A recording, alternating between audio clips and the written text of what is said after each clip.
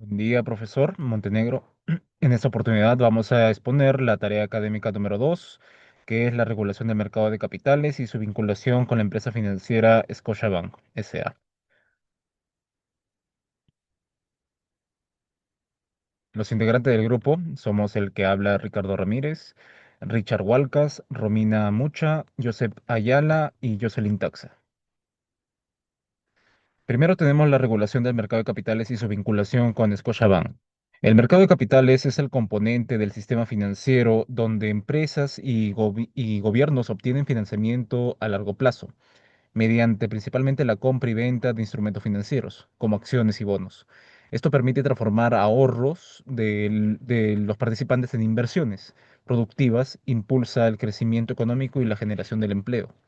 Dentro de este contexto, la Superintendencia de Mercado de Valores, la SMB, y la Superintendencia de Bancos y Seguros, SBS, son las principales entidades encargadas de supervisar a los participantes, asegurando que emisores e intermediarios, además, y demás participantes puedan cumplir las disposiciones vigentes, las normas vigentes. Entre las instituciones sujetas a este marco regulatorio se encuentra Scotiabank Perú, S.A., uno de los principales bancos del país y un actor relevante tanto en el ámbito bancario como en el mercado de valores.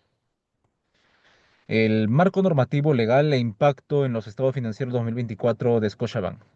El marco legal que rige a los emisores en el Perú se sustenta principalmente en la ley del mercado de valores, que tiene como objetivo promover el desarrollo ordenado, transparencia y protección al inversionista, la ley orgánica del SMB, la ley que organiza la superintendencia en atribuciones, funciones, facultades sancionadoras y facultades de supervisión. Y también la superintendencia de Banca y Seguros y AFP, SBS, que ejerce la supervisión sobre bancos, las normas contables, las normas de provisiones, clasificación crediticia y requerimientos de patrimonio. Son emitidas por la SBS. Scotiabank declara que es una sociedad anónima abierta y que sus estados financieros se preparan conforme a disposiciones legales y principios contables autorizados por la SBS. Esto sitúa al banco entre los emisores que deben cumplir tanto con obligaciones de la SBS y las obligaciones de mercado. ¿Cuáles son estas obligaciones principalmente? En la publicación de información periódica, ya sea anual, trimestral, la comunicación inmediata de hechos de importancia, la implementación de un gobierno corporativo, políticas de gobierno corporativo y norma de transparencia, cumplimiento de normas contables aplicadas. En cuanto al régimen sancionador, tenemos la facultad sancionadora de la SMB. La ley orgánica asigna a la SMB la potestad de imponer sanciones administrativas, multas e inhabilitaciones, la suspensión de actividades, órdenes de rectificación y otras medidas. El reglamento de sanciones detalla procedimientos, tipos de falta y tramos sancionatorios para las empresas que son participantes del mercado de valores. En cuanto al impacto que tienen estas normas en los estados financieros 2024 de Scotiabank, tenemos la presentación adecuada a sus estados financieros em, bajo las normas de la NIC. También tenemos la revelación de sucesos materiales de importancia, tal cual en el 2024 tenemos la autorización de Indecopi para la compra de Credit Scotia por el Banco Santander. Esta compra es un evento significativo que afecta al grupo y constituye un hecho relevante que debe comunicarse a los supervisores del mercado. Los litigios y asuntos fiscales. Información sobre litigios y asuntos fiscales. El informe describe decisiones judiciales relacionadas en el 2024, relacionadas principalmente a efectos, montos bajo disputa sobre cuentas por cobrar. Esta información es material para los inversores y los emisores, ya que deben de determinar el riesgo por el cual pueden optar al momento de hacer negocios, inversiones en Scotiabank. Y por último, el reconocimiento de incertidumbres y la posibilidad de cargos adicionales. El documento reconoce incertidumbres y posibilidades de cargos adicionales por revisiones fiscales. Acepta la posibilidad de una sanción futura y refleja la provisión correspondiente en la contabilidad. Esto muestra que el banco monitorea y provisiona sus riesgos fiscales y legales que podrían derivar en sanciones económicas. Luego tenemos la influencia de normas internacionales en Scotiabank. La regulación peruana no opera de manera aislada, sino que se encuentra influenciada por estándares internacionales que buscan armonizar las prácticas de supervisión y transparencia a nivel global. Los organismos como la IOSCO, que establecen principios de regulación de mercados, orientan a la SMB. Sin embargo, en los estados financieros no aparecen citas directas a la IOSCO en los estados financieros de Scotiabank 2024. Pero esta entidad opera como un referente más que nada internacional de buenas prácticas de supervisión de mercados, influye indirectamente en la SMB y en Scotiabank, más que nada en sus prácticas de supervisión. En cuanto a las NIF, las normas internacionales de información financiera, determinan la forma en que las empresas presentan su información contable. Impacta directamente en los reportes de Scotiabank. Un ejemplo práctico de este impacto de las NIF en el reporte de Scotiabank son la medición a valor razonable, el reconocimiento de coberturas, tratamiento de inversiones disponibles para la venta, política de deterioro y políticas de crédito. En cuanto a los marcos de Basilea, son los estándares internacionales para requerimiento de capital, liquidez y gestión de riesgo. Son aplicados a través de la SBS y definen requerimientos de capital y gestión de riesgos para garantizar la solidez del sistema bancario. Finalmente, en cuanto a la MiFID II de la Unión Europea, esta normativa es la regulación sobre mercados e inversión en temas de transparencia, protección al cliente, gobernanza de productos. Esta normativa, aunque no tenga una aplicación directa en el Perú, tiene efectos indirectos a través de la casa matriz y de las relaciones con inversionistas internacionales. Muchas gracias. Mi nombre es Romina del Carmen Mucho Ceballos. En esta oportunidad yo les voy a hablar referente a lo que es el riesgo tanto de mercado como el riesgo de crédito, ¿no? Si bien es cierto, en cuanto a lo que viene a ser el riesgo de mercado, según informes recientes del Banco Central de Reserva y de la Superintendencia de Bancas y Seguros, nos dicen de que aunque la solidez y la liquidez del sistema financiero han mejorado, sigue existiendo esa vulnerabilidad frente a situaciones extremas que ocurran en el exterior, ¿no? Como cambios globales en tasas de interés o también puede ser en el tipo de cambio. En este sentido, el Banco Scotiabank nos muestra lo que viene a ser un crecimiento de ingresos financieros por tasas altas, pero a su vez se enfrenta a lo que viene a ser el riesgo en que un incremento adicional eleve los costos que tiene de financiamiento y así de esta manera presione los márgenes de interés. Al mismo tiempo, la exposición al dólar nos representa un riesgo adicional, ya que una fuerte depreciación del sol podría afectar a clientes endeudados en moneda extranjera y así con ello aumentaría lo que es la morosidad, ¿no? Ahora, referente a lo que viene a ser el riesgo de crédito, ahí podemos determinar de que los indicadores financieros nos muestran una posición sólida, ya que según cifras en el 2024 la cartera bruta de créditos asciende a un aproximado de 49 millones, 40.000 millones, y con una morosidad de aproximadamente también un 4.4%, lo que destaca, ¿no? Es que las provisiones para pérdidas crediticias cubren de hasta un 176% de los créditos en pérdida, lo que de alguna manera nos refleja una política prudente y capacidad de absorber situaciones que puedan ocurrir en el entorno. Asimismo, también el apalancamiento se mantiene en niveles comunes para lo que viene a ser la banca, con un ROE muy cercano al 8%, lo que nos indica una señal de estabilidad. Entonces, referente a ambos riesgos, podemos determinar de que el Banco Scotiabank mantiene lo que es una posición sólida y bien provisionada, aunque no está libre de riesgos vinculados a la volatilidad del mercado, a las tasas de interés y al tipo de cambio. Y así también la experiencia de crisis pasadas nos demuestra que si bien el banco es resiliente, sigue siendo sensible al entorno eh, al entorno que tiene, ¿no? Y así también a la confianza en el mercado financiero. Ok, buenos días, profesor. Mi nombre es Richard Steve Walker y bueno, continuando con la exposición dada por mis compañeros, llegamos al punto 6, la cual nos habla básicamente de lo que es la crisis subprime de 2008, pues, ¿no? Bueno, esto fue una crisis financiera dada en el 2008, para la redundancia, también conocida como crisis subprime, dicho nombre, pues, ¿no? Esta se originó más que nada en Estados Unidos, pero rápidamente esto se fue expandiendo, pues, hacia todo el sistema financiero internacional y mundial, pues, ¿no?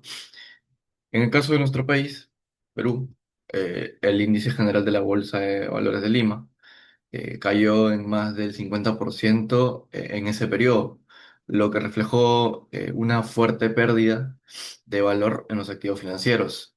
Aunque si bien es cierto, los bancos locales no tenían exposición directa a las hipotecas subprime, sí se vieron afectados de tal manera por la caída de la liquidez internacional que se presentaba en el momento y también por el encarecimiento del financiamiento externo, ¿no? En este caso, para Scotiabank Perú, el impacto pues, se tradujo en mayor cautela al otorgar créditos y en la necesidad de reforzar sus provisiones frente a posibles incumplimientos. Eh, la solidez de su matriz en Canadá le permitió pues, mantener un respaldo que otros bancos tal vez dentro dentro de este sistema financiero internacional no tuvieron pues, en su momento. Además de eso, las medidas adoptadas por bueno, el BCR, como la reducción de tasas y la inyección de liquidez, hicieron también de que esto contribuya a que el impacto no se derivara en una crisis bancaria local. La crisis del COVID-19 2020. Quiero resaltar aquí que esta crisis generada por la pandemia, a diferencia de la crisis subprime, tuvo un origen sanitario que paralizó gran parte de la economía real, pues no en todo el mundo. El Perú experimentó una de las caídas más fuertes del PBI en la región, cercana al 11% aproximadamente, y el mercado bursátil también se contrajo bruscamente en los primeros meses. Pero para Scotiabank Perú, las consecuencias se observaron en tres niveles. El primero que son en las operaciones de crédito, ya que muchos sectores como turismo, comercio y pequeñas empresas tuvieron grandes dificultades para poder cumplir con sus obligaciones. Esto elevó la morosidad y también, a su vez, obligó a fortalecer lo que son las provisiones. Como segundo, tenemos el financiamiento porque el acceso a capital externo fue limitado en los meses más críticos, pero sin embargo, el programa, en este caso, como por ejemplo el Reactiva Perú, impulsado por el BCR, alivió de tal manera esa presión que se tenía y permitió a su vez también pues, canalizar los recursos de las empresas más afectadas. Y tercero, tenemos la transformación digital porque la pandemia, bueno, aceleró la migración hacia canales digitales eh, y de esta manera obligó al banco a invertir con mayor fuerza en lo que es la ciberseguridad y los servicios en línea. En ese sentido, pues es el COVID-19, a, a comparación del subprime 2008, fue una crisis distinta, ya que afectó no solo al sistema financiero, sino a toda una economía real y, bueno, al día a día de cada cliente, pues, ¿no? Recomendación y plan de acción, el punto 7. Siguiendo aquello, tenemos la medida de la cobertura y gestión de riesgos, la cual, bueno, a partir de estas experiencias se pueden plantear algunas recomendaciones para fortalecer la posición de Scotiabank frente a futuras crisis, pues, ¿no? Como por ejemplo, las medidas de cobertura. Bueno, frente a la volatilidad que se tiene en cuanto al tipo de cambio y las tasas de interés, a través de derivados financieros y pruebas de estrés, pues que simulen escenarios extremos. También tenemos lo que es la diclosura de transparencia. Bueno, es decir, brindar información más detallada sobre la exposición a distintos riesgos, sobre la liquidez y sobre las provisiones que se tienen, pues, ¿no? Esto genera confianza tanto en inversionistas como también en los reguladores, pues, ¿no? La diversificación de fuentes de financiamiento, bueno, esto disminuyendo la dependencia de capital externo y así apostar por la emisión de bonos locales, así como por instrumentos financieros sostenibles como bonos verdes o sociales, pues, ¿no? En cuanto al gobierno corporativo y bueno, la gestión de riesgos no tradicionales, incluyendo aquí mismo los riesgos sanitarios, los tecnológicos y climáticos. Bueno, la pandemia demostró que estos factores son cada vez más relevantes para la estabilidad bancaria. Bueno, un claro ejemplo fue lo del COVID-19 mencionado anteriormente. Y bueno, ante estas recomendaciones, se puede estructurar un plan de acción. En el corto plazo, el punto que se tiene es continuar impulsando la digitalización y a su vez también reforzar la comunicación con clientes e inversionistas. En medio plazo, tenemos lo que es la diversificación en cuanto al financiamiento y a su vez también la alineación frente a los reportes estándares internacionales como el IFRS y las recomendaciones de IOSCO, ¿no? Y bueno, en cuanto al largo plazo, bueno, consolidar a Scotiabank como un referente en banca sostenible y resiliente, pues, ¿no?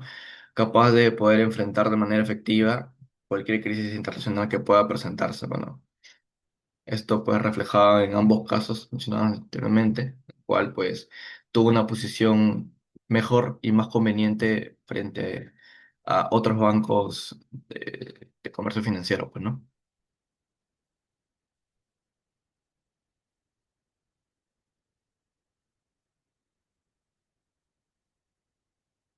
Ya. Buenas tardes, profesor. ¿Qué tal? Mi nombre es Joseph Ayala y yo hablaré sobre las conclusiones y las recomendaciones de nuestro trabajo. Ok, empezaré con la regulación en Perú. La SMB y la SBC garantizan transparencia, confianza e información contable para inversionistas, fortaleciendo el sistema financiero.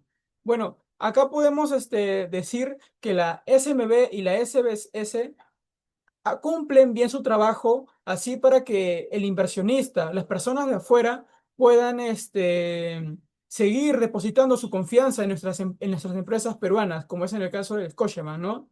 Scotiabank Perú, como banco grande y sociedad anónima abierta, cumple dobles obligaciones regulatorias: gestión de riesgos e información en el mercado. Normas internacionales. La aplicación de NIF y Basilea refuerza la solidez de Scotiabank, lo hace comparable a bancos globales y mejora su reputación y acceso financiero. Crisis financieras. Tanto en 2008 como en el 2020, la regulación y el respaldo de su matriz permitieron que Scotiabank mantuviera solvencia y estabilidad frente a choques externos. Como ya se comentó en el trabajo y como lo comentó mi compañero anterior, en el 2008 hubo lo que vendría a ser una crisis financiera que fue proveniente de Estados Unidos, pero gracias a la matriz de nuestra empresa escogida, pudo mantener la solvencia y no pudo, o sea, no cayó tanto como se vio reflejado a otras empresas, ¿verdad? al igual que en el 2020 se pudo regular y también se tuvo ese respaldo.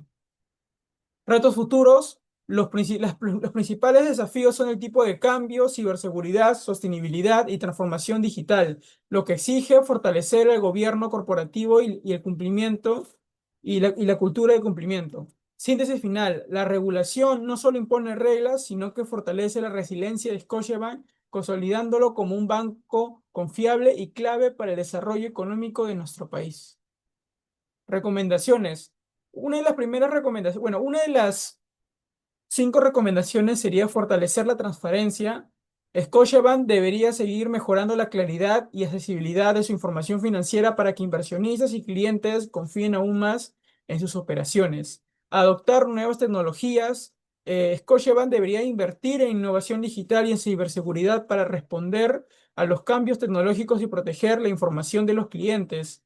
Aquí podrían optar con nuevas tecnologías que ya se vienen ampliando en otros países, por ejemplo, para así poder mejorar la seguridad y que los clientes como nosotros, que me incluyo, que yo tengo dinero guardado en Scotiabank, o sea, que aumente esa confianza, ¿no? Impulsar la sostenibilidad, integrar de manera más activa criterios ambientales, sociales y de gobernanza en sus decisiones, ya que cada vez más inversionistas priorizan empresas responsables. Mejorar la gestión de riesgos, reforzar sus mecanismos de control frente a riesgos cambiarios, de liquidez y de crédito, especialmente en escenarios de crisis externas, como ya mencionamos anteriormente, la crisis de 2008 y la crisis de 2020, que fue la pandemia. Y la capacitación continua. Implementar programas de formación para su personal en temas de regulación, ética y nuevas normativas internacionales, asegurando el cumplimiento y la adaptación de cambios. Y bueno, profesor, eso fue conmigo todo. Muchas gracias y buenas tardes.